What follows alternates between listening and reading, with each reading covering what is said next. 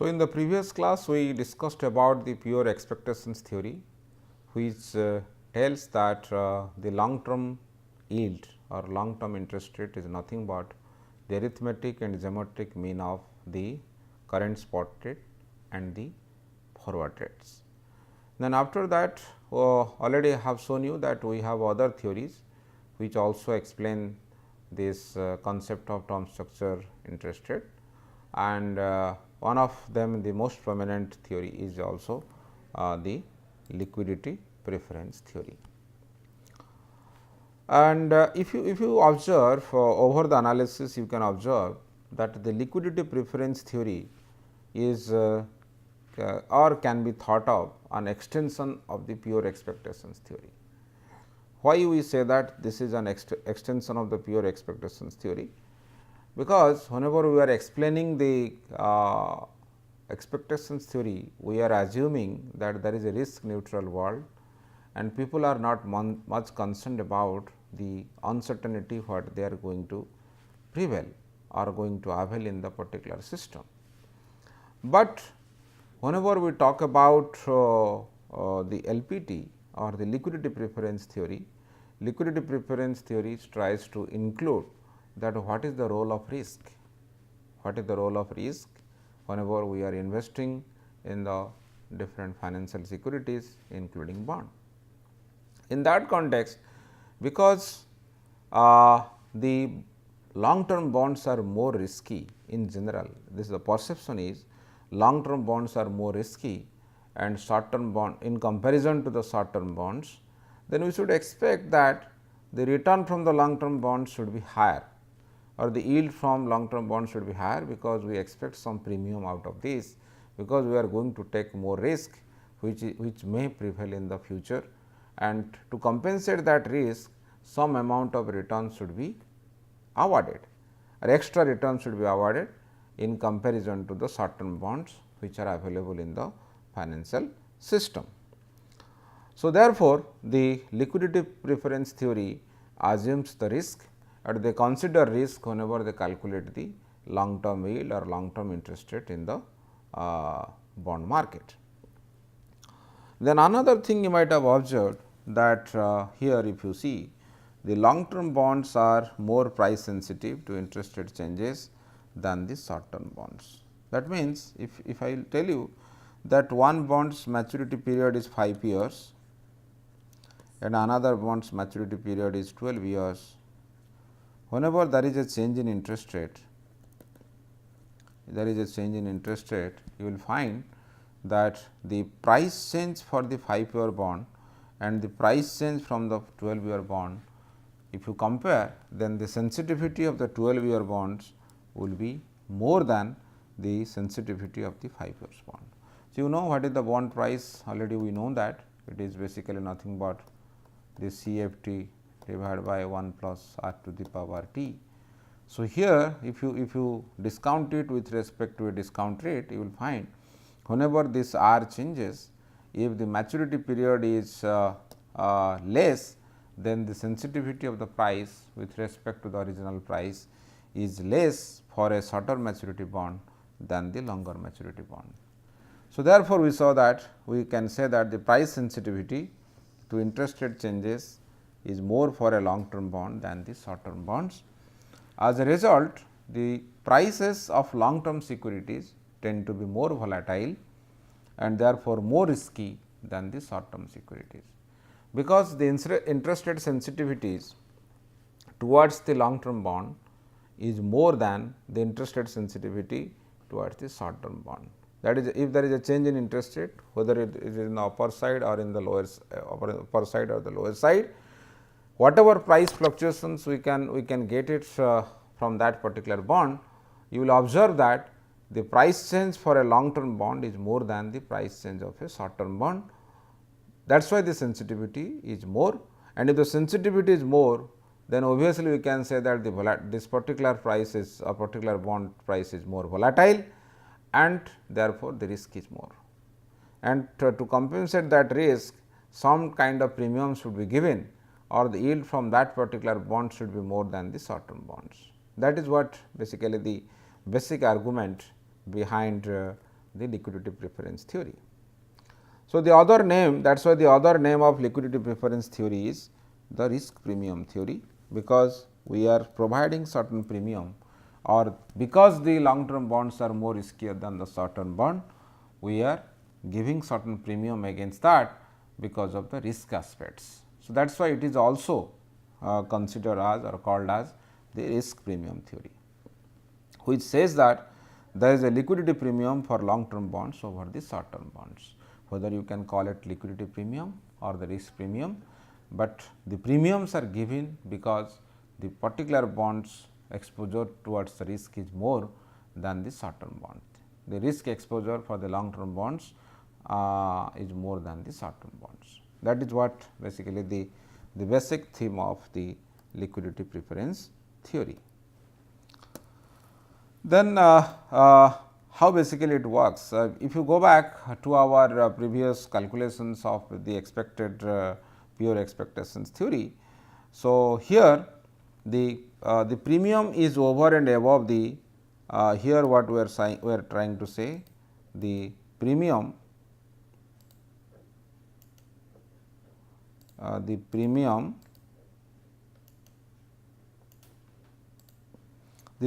is over and above the average of the current and net expected short term rates. Just now we are talking about the according to expectation theory, the long term rate is nothing but the average of the current spot rate and the forward rates. But here it is telling that according to liquidity preference theory, we have to add some premium into that.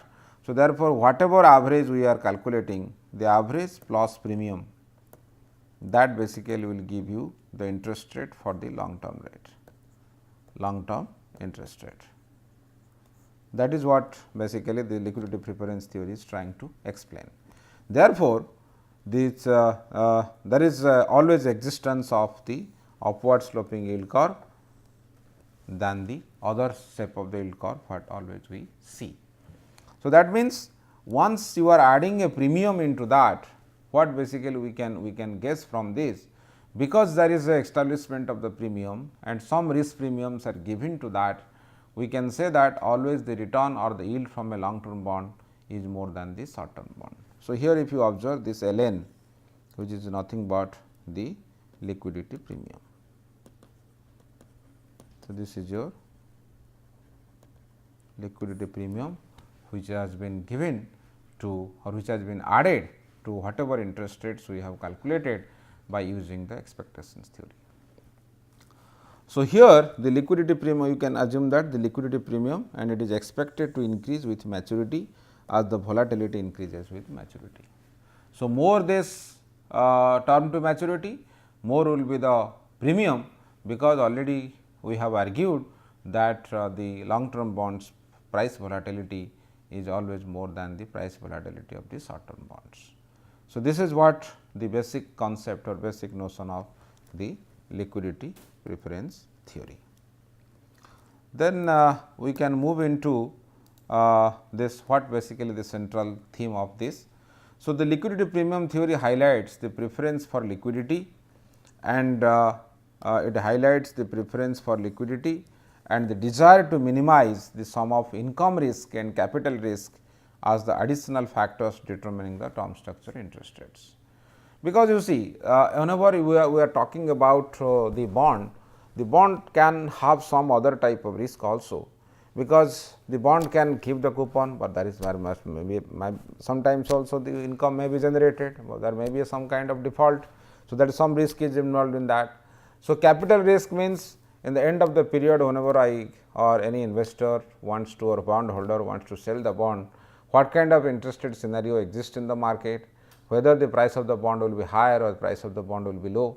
So, all kind of risk is involved into that. So, because of that, from the beginning what the investor always expects, that I should get more return, more yield from the long term bond, which can be reinvested in the market at appropriate time to compensate my risk what I am going to face in the future. So, because of that always the long term bonds give more return than the short term bond as per the liquidity preference theory. So, already we have explained this. Given that the long term bonds are more responsive to interest rate changes, there is more risk holding a long term bond for one period, with the risk increasing greater the bond's maturity. So, the risk premium always increases with the term to maturity, that basically we have seen the risk premium increasing with the term to maturity. So, then how much, then what kind of return we can expect from this? So, this would suggest that the yield curve is governed by the condition that the expected spot rate is equal to the forward rate plus a liquidity premium. So, therefore, we are adding that it is the average of the current spot rate and the forward rate, but now we are saying that it is the average of current spot rate, the forward rate and the liquidity premium. And how this premium is calculated? This is basically calculated as the maturity spread. It is the return from the long term bond minus the return from the short term bond, which is called the maturity spread, with the premium increasing with the maturity. So, always we say that the premium is positive and the premium increases with the maturity period or maturity of the bonds which are existing in the market.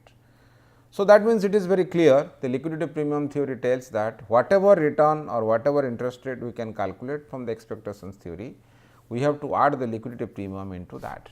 And why we are giving that liquidity premium? Because we are taking more risk whenever we are investing in a long term bond.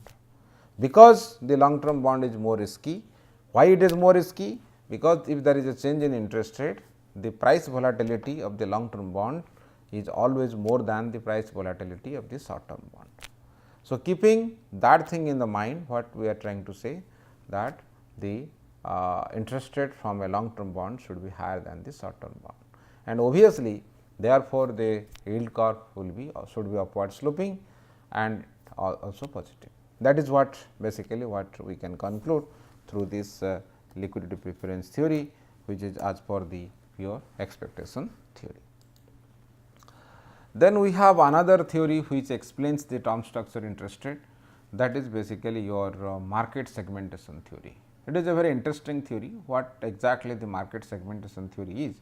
Market segmentation theory is mostly driven by the requirements or the psychological biases or psychological preferences of the investor towards a particular segment of the particular market. What exactly means? It means that the markets are segmented on the basis of the maturity. So, according to market segmentation theory, the yield curve is determined by supply and demand conditions which are unique to that particular maturity segment. How much demand is there for that particular short term bond and how much supply is there for that short term bond, that determines the interest rate or the return in the short term bond market, and whatever demand and supply is there for the long term bond, that will decide the interest rate in the long term bond market. So, in this context, what we are trying to say, the bond market is segmented and the preference of the investor is always there or always fixed towards a particular segment, and this preference arises on the basis of their requirement, on the basis of their necessity. If anybody is interested to invest in the short term bond, they will stick to the short term bond because they need money in the short period of time, and if anybody interested to invest in the long term bond, they will stick to the long term bond market segment because the investment they want to make it because they need money or the requirement is for the long period. So, that is what basically the basic theme or basic logic of the market segmentation theory.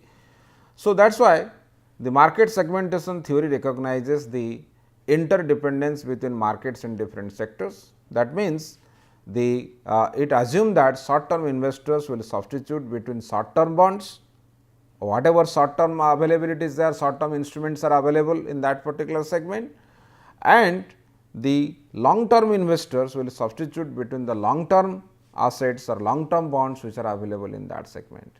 Whether they will invest in the long term treasury bills or long term corporate bonds, whatever, or long term government, whatever, means whatever bond they want to prefer within that maturity segment. They will not the long term bond investor will not move into the short term segment, and the short term investors will not come into the long term segment. So, there is a pure demarcation, there is some kind of segmentation already it is available, and the interest rate of that particular bond is decided by the demand and supply of that particular bond within that particular segment. That means, the aggregate demand and supply of the bonds is not considered for determination of the interest rate. So, because of that, there is a change in the interest rate within the short term and the long term bonds. Then if you see that whenever you talk about the short term market, the supply of the short term corporate bonds depends upon some of the factors like business demand for short term assets such as inventories, account receivables, etc. That already you know that if anybody wants to, why they demand for a short term bond? Because they want to basically fulfill the short term obligations. The short term obligations includes accounts receivables, inventories, etc., etc. So, to fulfill the requirement they can issue the short term bonds, and the demand for short term corporate bonds comes investors looking into invest their excess cash for the short period. Who invest in the short term bond?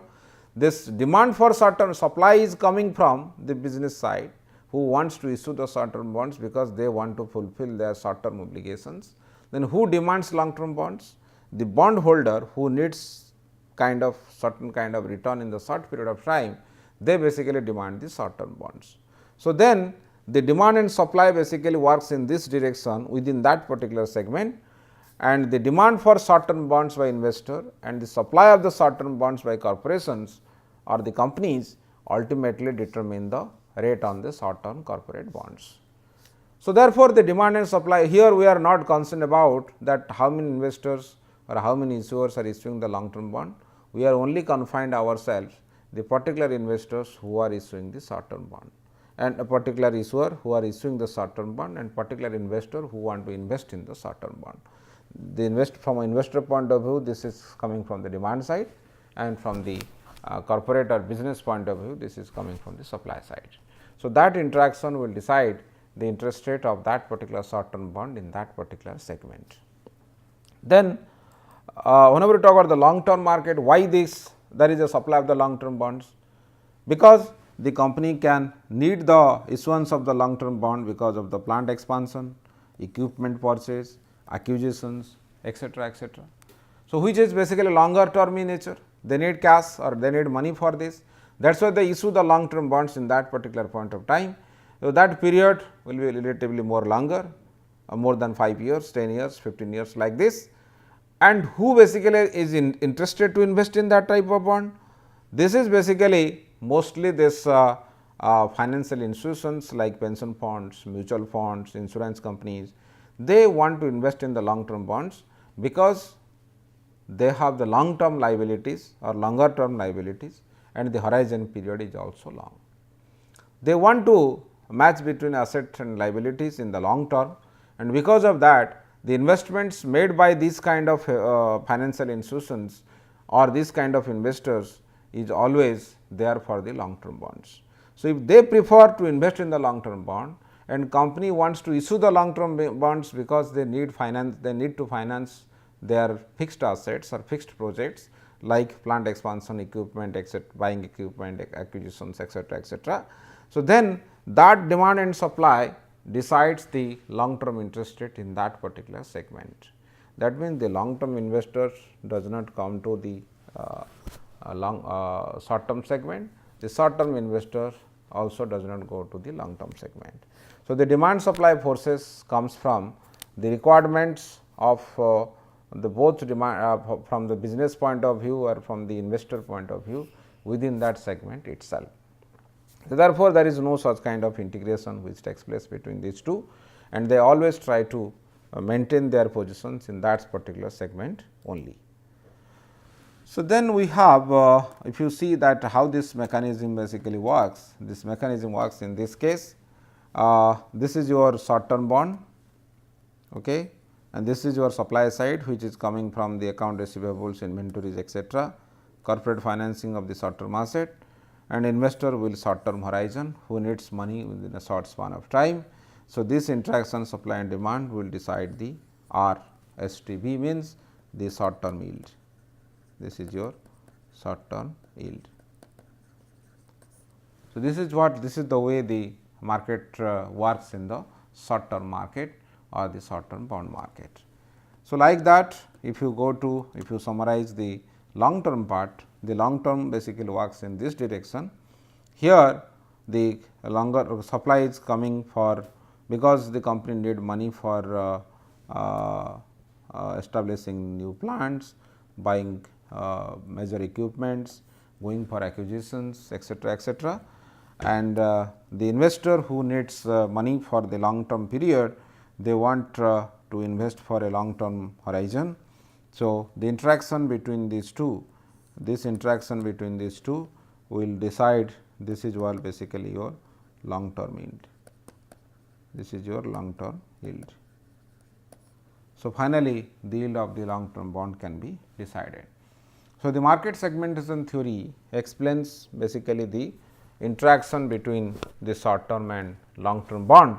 So, in the context, what they are trying to say? They are trying to say that there is no such kind of spilling which takes place between the two different segments.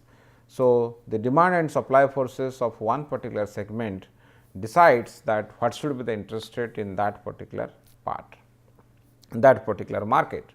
So, if the supply and demand works in a proper way in that particular segment, then the interest rate can be determined in that particular segment, and the market is confined to that particular segment in that particular point of time. So, therefore, depending upon the demand and supply, obviously, the interest rate in two segments basically vary. So, therefore, here if you see that what it is trying to say, that the there is no such kind of relationship between the long term and short term, because the markets are highly segmented. But the question here is that obviously, the investor who wants to invest for a long period of time, then demand and supply of that long term bonds or long term securities is always there for that particular investor, but this is relatively risky investments. Why it is risky? Because already you know that the future is uncertain, the macroeconomic fundamentals may change. If the macroeconomic fundamentals will change, then automatically what will happen?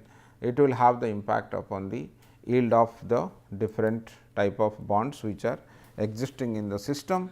So, because of that, what basically we can say that we can assume that this obviously the return from the long term bonds market will be more than the returns from the short term bond market, even if the market is segmented. So, the interest rate can be more in the long term segment than the short term segment. So, that is why just now I was telling you the short term bond market is unaffected by the rates determined in the intermediate or the long term markets. So, here you see that this independence assumption is based on the premise that investors and borrowers have strong need to match the maturities of their assets and liabilities. You see, whenever we are investing in a particular segment, what this investor is trying to do? The investor is trying to match these assets and liabilities whatever they have to minimize the risk.